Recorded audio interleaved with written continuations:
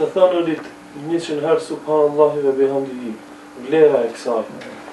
Vlera e të thënurit subhanallahi ve bihamdihi. Transmeton Ebu Hurajra radhiyallahu anhu hadithin që përmendet Sahihun Imam Buhariut dhe Muslimit dhe thot men qala subhanallahi wa bihamdihi 100 marra khuttat khatayahu wa in kanat mithlu zabad al-bahr.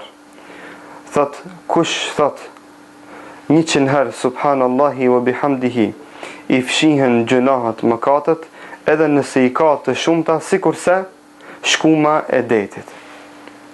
A ka mundësi dikush që të tregoj numër apo pesh caktuar për shkumën e detit? Nuk ka mundësi, nga se sasia është shumë e madhe. Sikurse nuk ka mundësi që të caktohet shuma dhe sasia e detit.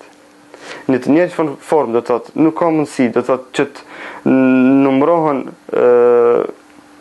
do të thotë gabimet dhe gjunat e një robi, por se themi Allahu Azza wa Jall për shkak të kësaj fjale subhanallahi wa bihamdihi, Allahu Azza wa Jall robit t'i afshin gjunat edhe nëse i ka sikurse shkuma, domethënë e detit. Natyrisht kur ai thot 100 herë, do thot gjatë natës dhe mbrëmjes subhanallahi wa bihamdihi. Kështu që themi që muslimanët duhet ta ketë gjuhën e tij të lidhur me dhikr, me përmendjen e Allahut Azza wa Jall, me dhikra do të thotë se janë do të thotë përmendur në sunetin e pejgamberit sallallahu alaihi wasallam.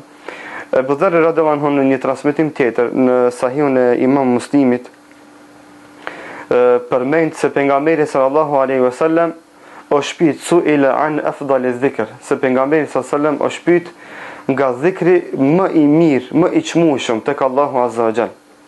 Pejgamberi sallallahu alaihi wasallam u përgjigj tha, dhikri më i mirë është dhikri i melaçeve, që është subhanallahi wa bihamdihi.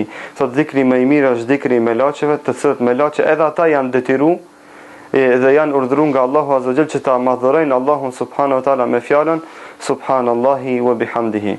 Dhe kështu që themi do thot për çdo musliman dhe përgëzojmë atë që e ka gjuhën e lidhur me dhikr e posaçërisht dhe në veçanti me dhikrin subhanallahi wa bihamdihi, se Allahu Azza wa Jall atyre besimtarëve do thot u afshin gjunahet dhe mëkatet edhe nëse i kanë sa shkuma e detit, dhe se themi se ky dhikr është dhikr edhe i melaçeve që tregon do thotë rëndësinë dhe vlerën dhe peshin e këtij dhikri tek Allahu subhanahu wa taala.